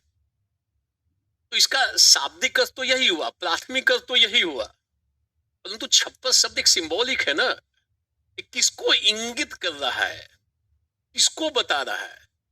सूर्य का मतलब केवल सूर्य से ले लोगे क्या, जो दिखाई दे रहे हैं? कई लोग उसको केवल वही अर्थ लेकर पूरा निबंध लिख डालते हैं, गलत हो जाएगा। आपको उसका निर्दिष्ट, किसकी ओर निर्दिष्ट कर रहा है और किस कॉन्टेक्स्ट में ये बात कही जा रही है, वो अर्थ समझ में आना चाहिए। और अर्थ समझ में नहीं आ रहा, आप निबंध उठा के लिखना शुरू करोगे तो कठिनाई हो जाएगी। जैसे अभी स्थिति बिल्कुल अनुकूल है, सूर्य चमक रहा है। भारत सरकार रक्षा क्षेत्र में आत्मनिर्भर बनने का प्रयास कर रही है। लगातार हम रक्षा में खूब बल दे रहे हैं कि स्वदेश निर्मित हथियार, क्योंकि भारत ऐसे देशों के साथ, ऐसे देशों से घिरा हुआ है जिनका अतीत और नियत ठीक नहीं है। अतीत भी ठीक नहीं है और नियत भी ठीक नहीं है। ऐसे देशों से भारत घिरा हुआ है। ऐसी स्थिति में अभी स्थितियां हमारे अनुकूल हैं। बोलो, स्थितियां अनुकूल है तो हम खूब रक्षा क्षेत्रों में मजबूती अपना कर रहे हैं। ज्यादा से ज्यादा प्रयास करें कि हमें डिफेंस के लिए दूसरे के ऊपर निर्भर न रहना पड़े। तो अभी सूर्य चमक रहा है और हम छप्पर की मरम्मत कर रहे हैं, तो रक्षा क्षेत्र में घुमा दोगे, और नहीं तो सूर्य और छप्पर इसी में लिख के पूरा निबंध खत्म कर लोगे। इसका मतलब कि आपकी पकड़ ठीक नहीं है उस पे, आप विषय को स्पष्ट रूप से नहीं जान रहे हो। ध्यान देना, जैसे अभी भारत की जनसंख्या बहुत ज्यादा हो गई, वर्ल्ड का नंबर 1 हम लोग हो गए, तो ये हमारे लिए अभिशाप भी हो सकता है और ये हमारे लिए वरदान भी हो सकता है। ये नहीं कि अभिशाप ही होगा जनसंख्या। विश्व में कई देशों में जनसंख्या कमी का संकट, वहां कुशल कामगार की कमी हो गई है। उनको चाहिए, आदमी चाहिए, इफिशिएंट वर्कफोर्स की कमी है। हम इस जनसंख्या को औसत भी बना सकते हैं। अभी अगर हमने ठीक से काम किया, छप्पर मरम्मत किया, हमने उनको खूब अच्छा चीज सिखा दिया, कौशल विकास कर दिया, अभी सूर्य चमक रहा है, हमारे फेवर में है सारी चीजें, राइट टाइम है, हम उनको खूब अच्छी अच्छी चीजें सिखा दें, कौशल विकास कर दें, उनको हुनरमंद कर दें, निर्यात कर देंगे उनको। निर्यात का मतलब है विदेशों में बहुत डिमांड है हुनरमंद लोगों की, इफिशिएंट वर्कफोर्स की। तो सूर्य अभी चमक रहा है, ये चीजें हम हमारे फेवर में, और अभी चमक रहा है, और अभी आप छप्पर की मरम्मत मत करो, उनको कुछ कौशल मत सिखाओ, तो बाद में तो तनाव पैदा हो जाएगा, संकट पैदा हो जाएगा। बोलो, नाना प्रकार की कठिनाइयां पैदा हो सकती, वो फिर बोझ हो सकती है, वो जनसंख्या बोझ बन जाएगी, अभिशाप बन जाएगी। ये जो नंबर 1 पे हैं हम लोग 140 करोड़, तो हम इसको वरदान भी बना सकते हैं और नहीं तो अभिशाप भी हो सकता है। तो आपको लिखते वक्त अगर आपने भाव आपका क्लियर है, अलग अलग एरिया में घुमाते हुए आप उत्तर को लिख सकते हो। ये कोई कठिन काम नहीं है। तो छप्पर पे ही खेल जाओगे और दूसरा खेल जाओगे इस पे, सूर्य पे ही। कई लोगों ने काम किया, उनको तो मुझे लगता है ना कि कुछ नंबर दे देगा, 2 डिजिट में दिया होगा सामने वाले ने, और 75-80 नंबर तो क्रॉस करने ही नहीं देगा उनको, अगर केवल उसी पे सीमित हो गए तो। अगर आप आईएएस के कुछ निबंधों की चर्चा कर लेते हो, कुछ चीजों की प्रैक्टिस कर लेते हो, तो आपका अपना दिमाग परिष्कृत हो जाएगा। बिना प्रोसेसिंग के मस्तिष्क रिफाइंड नहीं होगा। तो विवेचना करने से, लेखन करने से एक प्रक्रिया संपन्न हो जाएगी। फिर आप जो भी नया निबंध आएगा, आप उसे लिखने की स्थिति में आ जाओगे। तो सबसे पहले मैंने बताया अभी कि अगर निबंध आए तो सबसे पहले आता है कि हम किस निबंध का चयन करें, किस आधार पर चयन करें, किसका चयन करें। तो चयन उसका करना चाहिए जिसकी विषय वस्तु आपको स्पष्ट हो रही हो, जिस पे आपको पकड़ हो रही है, आपको समझ में आ रहा है कि हाँ मैं इसको तो लिख सकता हूं, उस निबंध का चयन कर सकते हो। मान लो आपने भारतीय अर्थव्यवस्था बहुत अच्छे से पढ़ रखी है और अर्थव्यवस्था पे ही कोई निबंध आ गया है, तो आप उसको लिख लोगे, क्योंकि अर्थव्यवस्था पे आपकी अच्छी सी पकड़ है। आप बीच में थोड़ा रुकोगे भी तो, चूंकि आपने इकोनॉमी को बहुत अच्छे से पढ़ रखा है, आप कुछ ना कुछ इधर से उधर जोड़ते हुए पूरा कर लोगे। तो निबंध के चयन करने का एक ग्राउंड ये बनता है। ठीक है, इज इट क्लियर? ठीक है। दूसरा एक तो ये हो गया विषय वस्तु पकड़ है। दूसरा है कि मान लो आपको कौन से निबंध का चयन करना है, जिससे मिलता जुलता निबंध आपने पहले अभ्यास कर रखा हो। मान लो जब आप जाते हो यूपीएससी देने के लिए एग्जाम, उसके पहले आप कई जगहों पे मेंस देते हो, वो टेस्ट सीरीज में शामिल होते हो। तो मान लो अगर आपने मिलता जुलता कुछ निबंध प्रैक्टिस कर रखा है और उसी से संबंधित कोई निबंध आ गया मिलता जुलता, हूबहू तो आना बहुत ही मुश्किल काम होता है।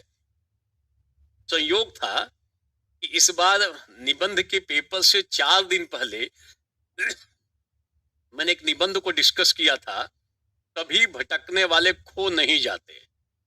ये 4 दिन पहले मैंने किया था और हूबहू वही सवाल 2023 मेंस में पूछा गया। बहुत ही अच्छा रिस्पॉन्स था उसका, बाद में बच्चों ने बहुत अच्छा कमेंट किया, ओवरवेलमिंग रिस्पॉन्स था। उस देखने के बाद जब लड़कों ने देखा, संयोग है, इत्तेफाक है कि जो मैंने बताया 4 दिन पहले वही निबंध एज इट इज डिट्टो वही आ गया। सभी भटकने वाले खो नहीं जाते। हमने लगभग 12.5 मिनट की विवेचना कर रखी थी, 12 मिनट के आसपास का है। अगर जिसने देख रखा था, जब मैंने वो निबंध की चर्चा की थी तो कुछ एक लोगों के द्वारा कमेंट होता है, कई सारे पेड कमेंट कई लोगों के लिए काम करते हैं कि अभी ऐसी चीजों को पढ़ाने का औचित्य क्या है। 4 दिन पहले मैं ये बता रहा था कि मेंस देने जा रहे हो, अब कहाँ कहाँ आपको सतर्क रहना चाहिए। तो ऐसे भी कमेंट लोग करते हैं और बहुत लोगों ने उस पर बहुत सकारात्मक कमेंट किया है। जो मैं बता रहा हूं मेरे वर्षों के अनुभव का नतीजा है। और संयोग देखो कि वही सवाल आ गया था। आ गया तो वो कोई लिया रहता यहाँ दिल्ली में 2.5-3 लाख वाले कोचिंग के, तो उसको मिलियंस देखते, लोगों को दूर तक पहुंचा दिया जाता। यहाँ 5 नंबर का पढ़ाया हुआ सवाल लड़ता है तो हंगामा लोग मचा देते हैं, चारों तरफ ढिंढोरा पीटते हैं, लंबे समय तक ढिंढोरा पीटेंगे, अलग अलग चैनल पे चले जाएंगे बताने के लिए, देखो मेरा 5 नंबर बताया हुआ था, वो बहु लड़ गया था। यहाँ 125 नंबर का निबंध था, एज इट इज निबंध आ गया था, 125 नंबर, कुछ 1,000 लोगों ने देखा, 60-65 हजार लोगों ने। तो जो मैं डिस्कस करूं निबंध पे, विशेष वर्क है, तो आप उसको ठीक से सुनो, ये आपको फायदा देगा, प्रामाणिकता के साथ फायदा देगा। आप उस पर विश्वास करके चल सकते हो। यहाँ इस तरीके से लिखने का प्रयास करना चाहिए। पहली बात, निबंध का पेपर मिले, कैसे डिसीजन लोगे कौन सा लिखना है, जिसकी विषय वस्तु पे आपकी अच्छी सी पकड़ हो, आपको उसका भाव समझ में आ रहा हो, यहाँ ये इसमें तो ये चीजें लिखनी है, विविध पक्षों को आपके दिमाग में एक मेंटल मैप बन रहा हो, आप लिखो। दूसरा, आप उस निबंध को लिखो जिससे मिलता जुलता आपने प्रैक्टिस पहले से कर रखा हो, उस निबंध को उठा के लिख दो। दिक्कत क्या है, बोलो। आप ऐसा कर सकते हो, उस निबंध को लिखने का प्रयास कर सकते हो जिससे मिलता जुलता निबंध आपने कर रखा है। ध्यान देना, जो आपके अभिरुचि के क्षेत्र का कोई अगर आ गया निबंध जिसमें आपकी विशेष अभिरुचि है, उसको भी आप चयनित कर सको। परंतु पहले सब पढ़ना, चारों पढ़ना। कई बार लोग कहते हैं कि आप पहला पढ़ा और यहीं से तुरंत 2 मिनट में लिखना शुरू करता है। ऐसा नहीं करना है, पहले सब पढ़ो, हो सकता है चौथा वाला आप ज्यादा अच्छे से लिख लो। तो पहले सब पढ़ना चाहिए। निबंध के चयन करने में 2-3 मिनट का समय दो। चयन करने में 2-3 मिनट का समय देना चाहिए। और जब चयन कर लो, हमेशा ध्यान रखना, जब अगर आपने किसी निबंध का चयन कर लिया कि हाँ मुझे ये 3 नंबर वाला निबंध लिखना है या 1 नंबर का निबंध लिखना है, कोई भी विषय वस्तु हो सकती है, तो आप रफ वर्क पे चले जाओ। पीछे आपकी कॉपी के, जो कॉपी आपको मिलेगी, पीछे में लिखा हुआ रहता है रफ वर्क। रफ वर्क जरूर करो, निबंध के लिए करो। एक बात, जो मान लो इस विषय को आपने चुना, तो रफ वर्क करते वक्त 3 पार्ट में कर लो। जैसे एक उसकी प्रस्तावना हो गई, इंट्रो हो गया, दूसरा मध्य भाग हो गया और तीसरा निष्कर्ष हो गया। तो मध्य भाग में कुछ पॉइंट्स लिखो कि ये पॉइंट्स आने चाहिए, मुझे ये पॉइंट्स लिखना है। और ये रफ वर्क करने में और चयन करने में कुल मिलाकर आप 10 से 15 मिनट तक का समय दे सकती हो, कोई दिक्कत नहीं है। समय दो। अगर आपने 10 मिनट तक रफ वर्क किया, दूसरे को लिखने दो। अगर आपके बगल वाला 2 मिनट के बाद ही लिखना शुरू कर चुका है तो उसको लिखने दो, परेशान मत हो। आप अपना रफ वर्क करो, 10 मिनट तक रफ वर्क कर सकते हो। ऐसे रफ वर्क करोगे तो जिस विषय को आपने चयन किया है, इसके कई पॉइंट को आप एक जगह पे लेते आओगे, और बीच में जब आप लिखना फिर शुरू करोगे, मान लो आपका कलम रुका, फिर रफ वर्क को आपने पीछे पलट कर देख लिया, अच्छा ये पॉइंट, फिर शुरू। यहाँ पे शॉर्ट में केवल शब्द लिख दो, छोटे छोटे शब्द, इसमें लिखना है, ये लिखना है, ये लिखना है, डिटेल नहीं, विस्तार तो आप आगे में दोगे, बाद में रफ वर्क को कट कर देना। ये करना, इस तरीके से ही बढ़ना। जो मैं बता रहा हूं वैसा करके कई लोग आईएएस बन चुके हैं। आप पहली बार मेरी बात को मानोगे, ये ऐसा नहीं है। कई जगहों पे लोग आजमाते हैं सामने वाले पे, उसको प्रयोगशाला बनाते हैं। मेरी बात में जो बता रहा हूं वो वेरीफाइड ट्रुथ है, सत्यापित है ऑलरेडी। आप पहले ऐसे नहीं होगे कि मेरी बात को मान के चलोगे। कई लोग माना, उन्होंने, उनका जीवन आगे की तरफ बढ़ चुका है। रफ वर्क करने की आदत डालो। कभी कभी ना निबंध लेकर बैठो तो कोई जरूरी नहीं कि आप उस पर 1000 शब्द लिखो ही। कई बार केवल उसका स्ट्रक्चर बनाओ। हमें भूमिका लिखनी है, हमें मध्य भाग लिखना है, हमें निष्कर्ष लिखना है। 15 मिनट में आदत डालो। कभी कभी 4-4 निबंध का बनाओ। ये प्रैक्टिस करो, ये आपके लिए अत्यंत फायदेमंद होगा। आपको पता चलेगा कि आपका कॉन्फिडेंस बढ़ गया है। आप ये विश्वास आ जाएगा कि मैं तो अब निबंध लिख लूंगा, अच्छे से लिख लूंगा। मगर ये सब करना पड़ता है, करने में थोड़ा श्रम भी होता है, मानसिक रूप से थोड़ी बहुत परेशानी भी होगी, मगर यही तो तैयारी है। ये थोड़ी ऐसा है कि आराम से चले और हिट करके निकल गए। थोड़ा बहुत कठिनाई, तनाव, दबाव रहता है इस तैयारी के क्रम में। हंसते खेलते उछलते कूदते बन गया ये, ऐसा सामान्यतः नहीं होता है। Is it clear? और जब मेरी क्लास होगी, क्लास चलती है, पीछे मैं क्लास ले चुका हूं, ऑनलाइन का भी है, ऑफलाइन का भी है। ऑफलाइन में थोड़ा और आनंद की मात्रा बढ़ जाती है। ऑनलाइन में लेते वक्त ऊपर में एक फैन है, इधर में एसी है, सामने कैमरा है, कैमरे के पीछे एक टीवी लगा हुआ है। मुखर्जी नगर में स्थित हूँ, चारों तरफ कुछ भौतिक वस्तुओं से मैं घिरा हुआ हूँ, और उसमें निबंध पढ़ाना है। आप लोगों का कमेंट देखता हूं तो थोड़ा सा लगता है जीवंतता की नहीं, सामने बैठ के लोग देख रहे हैं। अदरवाइज आसान काम नहीं होता है। कुछ लोग मुस्कुराते हुए इमोजी बना के डालते हैं, कुछ लोग अलग अलग दुनिया में है, अलग अलग जगहों पे, भारत के अलग अलग जगहों पे बैठ के लोग देख रहे हैं, आनंद की अनुभूति कर रहे हैं। मैं मुखर्जी नगर में क्लास ले रहा हूँ और लोग अपनी अपनी दशा में है। कोई बनियान पहनकर भी देख रहा है, कोई लेटा हुआ है, कोई कुर्सी टेबल पे है, कोई चाय की चुस्की लेते हुए भी आनंद ले रहा है, निबंध का रसास्वादन कर रहा है। अलग अलग लोग अलग अलग फॉर्म में अलग अलग जगहों पे है, और हम यहां से इसको आपको बता रहा हूं मैं। जब आप चयन कर लो तो 10 से 15 मिनट का समय दो। ध्यान देना, 2 निबंध लिखना है, लगभग 1000 से 1200 में एक लिखना है। आपके पास मतलब 90 मिनट का एक आ रहा है।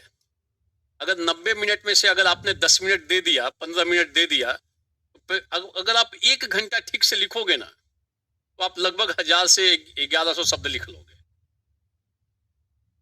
1 घंटा 10-20 मिनट, 90 मिनट में से 90 मिनट में से अगर आप 70 मिनट लगभग लिखते हो, आराम से आप 1200 शब्द लिख सकते हो। कोई आप कभी प्रैक्टिस करके देखो रूम पे, इस 70 मिनट तक लगातार लिखो, कोई भी चीज काउंट करो शब्दों को, ये सब करो।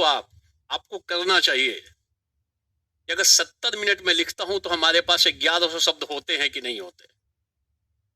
आपको लग जाए कि हाँ 1100 शब्द लगभग हो जाएंगे, कोई दिक्कत नहीं है। इसका मतलब 20 मिनट आपके पास समय है सोचने का, विचारने का, बीच में थोड़ा बहुत पॉज लेने का। ये सब बहुत ही छोटी छोटी बातें हैं जिसको लोग बिल्कुल ध्यान नहीं रखते हैं, चले जाएंगे, हाथ पांव तुलवाने की स्थिति पैदा कर लेते हैं एग्जाम में। तो आप अगर सारी चीजों को परख रहे हो, बारीकी से देख रहे हो, तो पहला अटेम्प्ट आखिरी अटेम्प्ट हो सकता है। ऐसे बहुत सारे लोग अपने टच में रहे हैं जिन्होंने पहली बार दिया, अब पहली बार पहला प्रयास ही आखिरी प्रयास हुआ। उसमें अथर अमीर सफीउल खान भी थे। पहले अटेम्प्ट में IRTS बने, अगले अटेम्प्ट में सीधे सीधे ऑल ओवर इंडिया में सेकंड पोजीशन लगाया। कई ऐसे लोग, एक दो लोग नहीं है, कई लोग 21 साल 6 महीने में, 22 वर्ष में, 23 वर्ष में, मतलब शुरुआती दौर में IAS बन गए। इसका मतलब ये हुआ कि उन लोगों ने कोई गलती नहीं की, ज्ञान भी ठीक ठीक था और गलती नहीं की। कई बार लोगों को ज्ञान इतना हो जाता है, ज्यादा हो जाता है, गलती करके बाहर निकल जाते हैं, लिस्ट से बाहर चले जाते हैं। तो आप हर एक उस चीज को ध्यान रखो तैयारी करने क्रम में, कहाँ गलती हो सकती है, कौन सी चीज हमें रेस से बाहर कर सकती है। उन सबको एक जगह इकट्ठा करना चाहिए, नहीं तो आप वही गलती करोगे और फिर पंचवर्षीय सप्तवर्षीय कार्यक्रम बनता है। अब छोटी छोटी चीजों को ग्राफ नहीं बनाओ। एक पूछ रहा है सर कितने पेज हो जाएंगे 1200 शब्द लिखने में। इतना कठिन सवाल पूछा है, पीछे भी इस टाइप का सवाल किसी ने पूछ लिया था मुझसे कि सर कितने शब्द हो जाएंगे 1200 शब्द लिखने में। तो कॉपी में 1200 शब्द लिखना और उसके बाद कॉपी को काउंट करना, 1 पेज 2 पेज 3 पेज 4 पेज, तो आपको पता चल जाएगा कि 1200 शब्द लिखने में कितने पेज इन्वेस्ट होते हैं।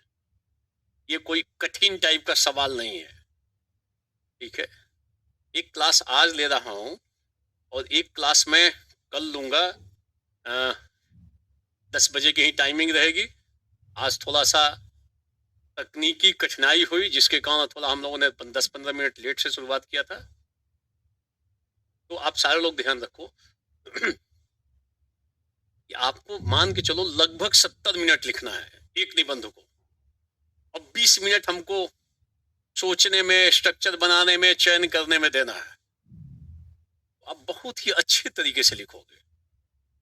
कभी भी पेपर मिलते ही निबंध की शुरुआत मत करो 2 मिनट में, नहीं तो बीच में भारी कठिनाई होगी, ज्यादातर लोगों की होगी, अधिकांश लोगों को। तो आप आराम से, कोई अगल बगल लिख रहा है तो उनको करने दो, आप आराम से पहले एक रफ वर्क करो, पीछे एक ओवरऑल की भूमिका हमें ये पॉइंट आना चाहिए, मध्य भाग में ये अवयवों को हम टच करेंगे, इन बिंदुओं को टच करेंगे, और इसका एक रफ टाइप से लिखना है। यहाँ सामाजिक, आर्थिक, राजनीतिक, धार्मिक लिखेंगे, शिक्षा से जोड़ेंगे, स्वास्थ्य से जोड़ेंगे, संचार से जोड़ेंगे, नवाचार से जोड़ेंगे, कृषि से जोड़ेंगे। तो आपको केवल पॉइंट लिख दोगे ना, एक भी पॉइंट याद होगा, एक पैराग्राफ निकल जाए। तो मतलब आप जब निबंध लिखना शुरू करोगे उसके पहले अगर आपने रफ वर्क कर रखा है, इसका मतलब एक राउंड आपने शुरू से अंत तक देख लिया, आपने एक दिमाग में उसका एक मैप बना लिया कि निबंध में हमको इन बातों को लिखना है, और फिर आप एक एक चीज को विस्तार दिए जा रहे हो। बेस्ट तरीका होता है, आप ऐसा करोगे, अभ्यास करोगे, तब मेरी बातें और समझ में आएंगी और आप सत्यापित करोगे हाँ इसी तरीके से लिखने का हमको प्रयास करना चाहिए। ऐसे पढ़ाने पूछ रहा है कि ऑप्शनल की क्लास कब शुरू होगी, वो आप KGS में बात करोगे तो मिल जाएगा। देखो मैं निबंध जब पढ़ाऊंगा तो मैं निबंध का इस टाइप से बनवा देता हूँ, स्ट्रक्चरिंग भी, और कई निबंध मैंने मॉडल निबंध दे रखे हैं। अभी रिसेंट में मैंने लगभग 18-19 निबंध दिए हैं, सब स्टैंडर्ड वैसे हैं, आप उनको मानक मान लोगे। आपने कितना पढ़ा है, कहां से पढ़ा है, 2.5 लाख दिया है कि 3 लाख दिया है, डजंट मैटर।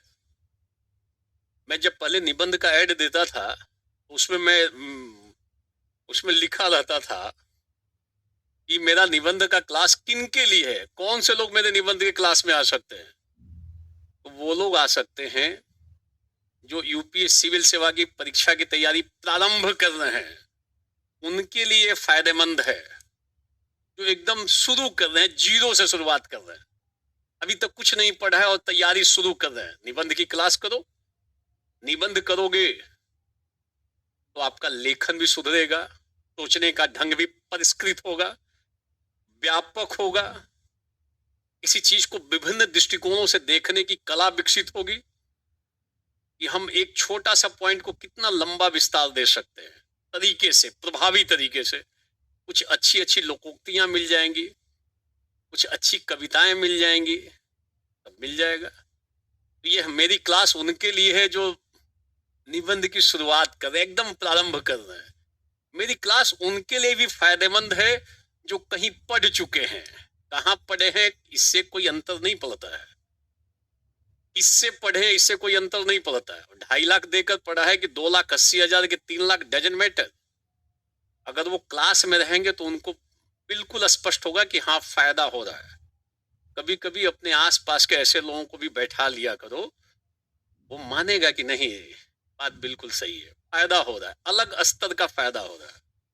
और तीसरा, मेरी क्लास उनके लिए भी है जो भविष्य में निबंध को पढ़ाना चाहते हैं। कई लोग ऐसे हैं, तो मेरी क्लास में हमेशा वैसे लोगों की उपस्थिति रहती है जिनको लगता है निबंध में ही मुझे अपना कैरियर बनाना है।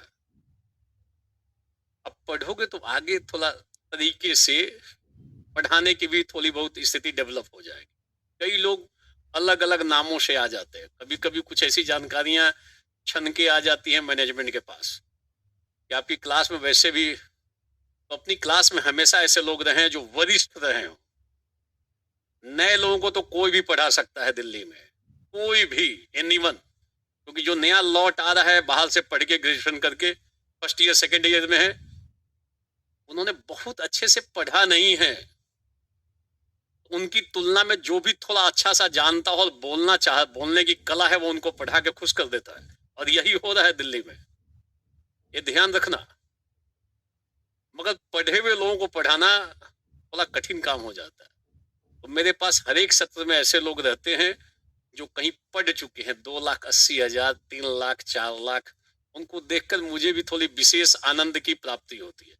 अपने भी तो आनंद चाहिए, तो मुझे भी लगता है कि चलो इनको भी कुछ फायदा हो रहा है, सबको फायदा होगा, तीनों ग्रुप को फायदा होगा। तो पढ़ लो, और क्या कर सकते हैं। Is it clear?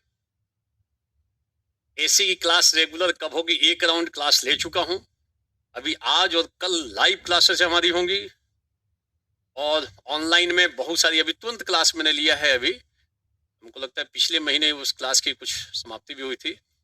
वो क्लासेस, कई सारी चीजें आपकी रिकॉर्डिंग में आ जाएंगी, कुछ चीजें लाइव हो जाएंगी। और दिल्ली में फिर हमारा ऑफलाइन बैच भी शुरू होने वाला है, केजीएस में ही, तो वो क्लास अलग से चलेगा। लगता है कि नहीं, ऑफलाइन में आके साक्षात रूप से बैठ के पढ़ना है, तो फिर वो दिल्ली में।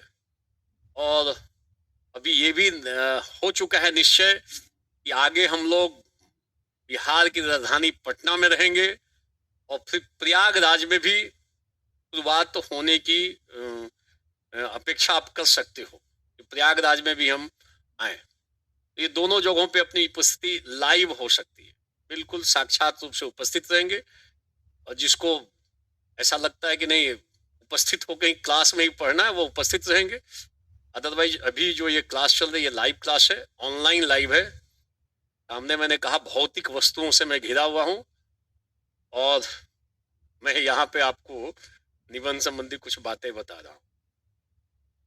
तो और किसी को प्रश्न है तो पूछ लो आप। किसी को कोई प्रश्न है तो और पूछ लो आप, एनीवन।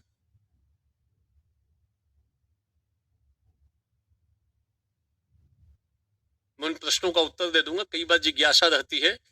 देखो, इसके लिए मैटर के स्तर पे एक जो मेरा मैटर है वो देख लो। एक तो मैंने बहुत अच्छी लोकोक्तियों का, वक्तव्यों का संग्रह कर रखा है, तो वो संग्रह आपको बहुत फायदेमंद होगा। और जो निबंध के मॉडल आंसर्स आपको केजीएस से मिलेंगे, वो भी आपको एक अलग स्तर प्रदान करेंगे। और आप सबको तुलनात्मक थोड़ा सा अध्ययन भी करना चाहिए कि जैसे जो निबंध यहाँ से मिल रहा है तुलना करो, क्योंकि एक ही निबंध को अलग अलग जगहों पे अलग अलग तरीके से लिखा गया है। तो तुलनात्मक अध्ययन करने से श्रेष्ठता का पता चलता है कि हाँ, ये निबंध तो स्टैंडर्ड है, ये तो फिर मानक है। तो वैसे निबंध भी मैंने दे रखे हैं। कई लोग कहते हैं कि मॉडल एंड निबंध चाहिए, वो निबंध आप देख लोगे, केजीएस के माध्यम से आपको प्राप्त हो जाएगा। अभी मैंने लगभग 19 निबंध अभी दिया, तो बहुत है मैंने, मगर वो 19 निबंध एकदम मॉडिफाइड फॉर्म में, एकदम परिष्कृत रूप में अभी दिए गए हैं। तो आप उन निबंधों को पढ़ोगे, अध्ययन करोगे, थोड़ा आत्मसात करोगे, तो निस्संदेह आपकी स्थिति में सुधार होगा और एक लिखने का ढंग भी पता चलेगा, कितने प्रभावी तरीके से हम विषय वस्तु को प्रस्तुत कर सकते हैं। Is it clear? तो शेष पक्षों कल एक क्लास रहेगी 10 से लेकर प्रयास रखेंगे 2 घंटे के आसपास की क्लास होगी, 1 घंटा 40 मिनट 50 मिनट हो जाए। तो कल एक क्लास की आपकी स्थिति रहेगी, ये ध्यान रखेंगे। और सब क्लासेस तो बहुत ज्यादा परिवर्तन नहीं कर सकते हो इस चीज में। ये इंडियन इकोनॉमी नहीं है कि हमेशा चेंज हो रहा, या करेंट इवेंट नहीं है। तो जो निबंध मैंने डिस्कस कर रखे हैं वो आपको बहुत ही व्यापक तरीके से डिस्कस किया गया है, विभिन्न पक्षों को उसमें समाहित किया गया है। तो उसको आप जरूर सुनो, श्रवण करो, मनन करो, और समय समय पे मनन करने के बाद निधि ध्यासन करो। निधि ध्यासन मतलब थोड़ा समय समय पे स्मरण करते रहो, थोड़ा रिवीजन करते रहोगे। तो पहले श्रवण करना, फिर मनन करना, फिर निधि ध्यासन, ये प्रक्रिया अपनाओगे तो निस्संदेह आपका परिष्करण परिवर्धन होगा और आपका लेखन शैली और वाक शैली में परिमार्जन होगा। ठीक है, थैंक यू। इस पक्षों को कल देखेंगे।